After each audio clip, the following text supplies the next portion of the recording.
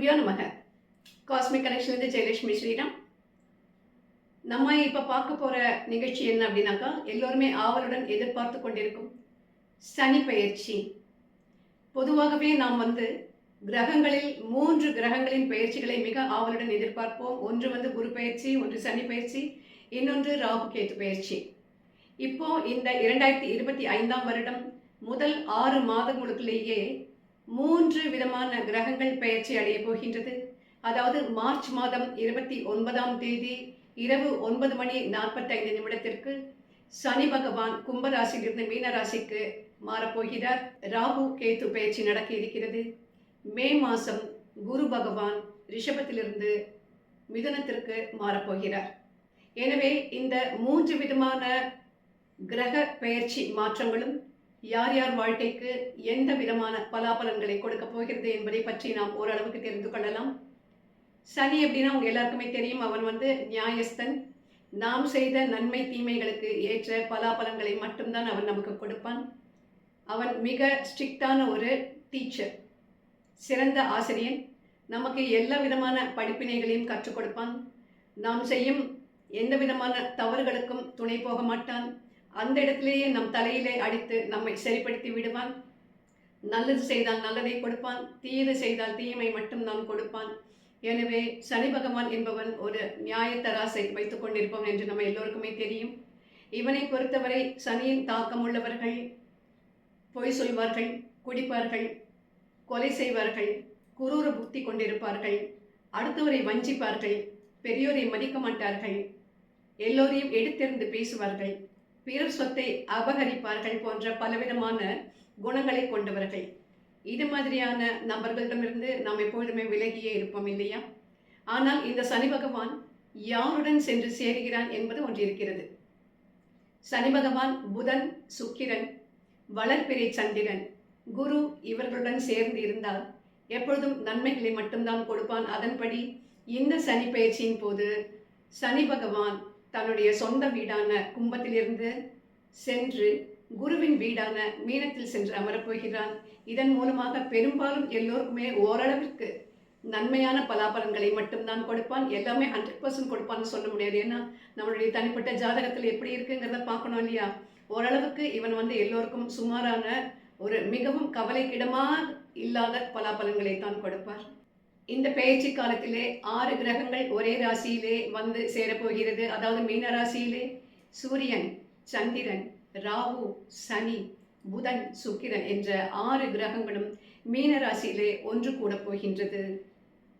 சனி என்பவன் பொதுவாகவே 7.5 சனியாக, அர்த்தாஷ்டம சனியாக, அஷ்டம சனியாக, ஜென்ம சனியாக பல விதங்களிலே நமக்கு தொல்லைகளையும் தொந்தரவுகளையும் கொடுத்து கொண்டிருப்பான். இவன் 3 வித சுழற்சியிலே இருப்பான். முதல் 30 வருடத்திற்கு இதை மங்கு சனி என்றும், 30லிருந்து 60 வயதிற்கு இதை பொங்கு சனி என்றும், 60லிருந்து 90 வரை உள்ளதை மரண சனி என்றும் கூறுவார்கள். அதுக்காக அந்த வயசு எல்லாருமே கொடக்குன்னு செத்து போயிட மாட்டாங்க. அதாவது அதற்கு ஏற்ற ஒரு தாக்கத்தை நமக்கு அவன் கொடுப்பான், ஒரு படிப்பினையை கொடுப்பான் என்பதைத்தான் நாம் இதன் மூலமாக தெரிந்து கொள்ள வேண்டும். லக்னத்திற்கு 6, 10 மற்றும் 11ஆம் இடங்களிலே சனி சஞ்சரிக்கும் பொழுது நல்ல பலன்களை கொடுப்பான். 3ஆம் பாவத்திலே சனி சஞ்சரிக்கும் பொழுது ஒரு 50% நல்ல பலன்களை கொடுப்பான். மிச்ச பாவங்களிலே சஞ்சரிக்கும் பொழுது அந்த அளவிற்கு அவன் நன்மையை கொடுக்க மாட்டான். 8ஆம் இடம் என்பது மிக மிக விரக்தியை கொடுக்கக்கூடிய ஒரு இடம். அஷ்டமஸ்தானம் என்பது கஷ்டமான ஸ்தானம் என்று சொல்லலாம்.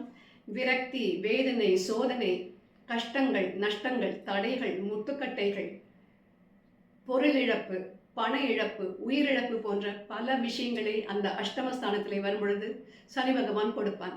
2ஆம் பாவத்திலே சனி இருக்கும் பொழுது குடும்பத்திலே பிரச்சனைகள், கணவன் மனைவி தகராறுகள், பண பிரச்சனைகள் ஏற்படும். 3ஆம் பாவத்தில் இருக்கும்போது சகோதர பாவம் கெடும், அதாவது சகோதரருடன் உண்டான உறவு கெடும். 4ஆம் பாவத்திலே அமரும் பொழுது உடல் நலம், முக்கியமாக தாயின் உடல் நலம் கெடும். 5ஆம் பாவத்தில் இருக்கும்பொழுது புத்திரர்களால் நமக்கு பலவிதமான சோதனைகள் ஏற்படும். 6ஆம் பாவமான ருணரோக சத்ருஸ்தானத்தில் இருக்கும் பொழுது உடல் நலம் கேடும். 7ஆம் பாவத்தில் அமரும் பொழுது கணவன் மனைவி உறவில் விரிசல் ஏற்படும். அஷ்டமஸ்தான 8ஆம் பாவத்தை பற்றி நான் உங்களுக்கு ஏற்படவே சொல்லிவிட்டேன். 9ஆம் பாவத்திற்கு சுமாரான பலன்கள் கிடைக்கும். எனவே இந்த சனி பெயர்ச்சியானது நம்முடைய 12 ராசிக்காரர்களுக்கும் எந்த விதமான பலாபலன்களை கொடுக்க போகிறது என்பதை தெரிந்து கொள்வதற்கு முன்னால் நான் சொல்ல போவது எல்லாமே பொது பலன்கள் தான். அதாவது ஒரு 50 to 60% இது அந்த ராசிக்காரர்களுக்கு இப்படித்தான் இருக்கும் என்ற ஒரு முன்னெச்சரிக்கையாக உங்களுக்கு சொல்லப்படக்கூடிய விஷயங்கள் இது.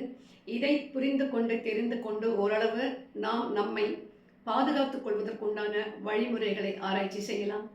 இனி ஒவ்வொரு ராசிகளுக்கும் சனி பெயர்ச்சியினால் ஏற்படக்கூடிய பலாபலன்கள் என்ன என்பதை பார்க்கலாம். இப்பொழுது நான் உங்களுக்கு கொடுக்கும் பலன்கள் எல்லாமே ஒரு முன்னோட்டமாக, ஒரு ட்ரெய்லராகத்தான் கொடுக்க போகின்றேன்.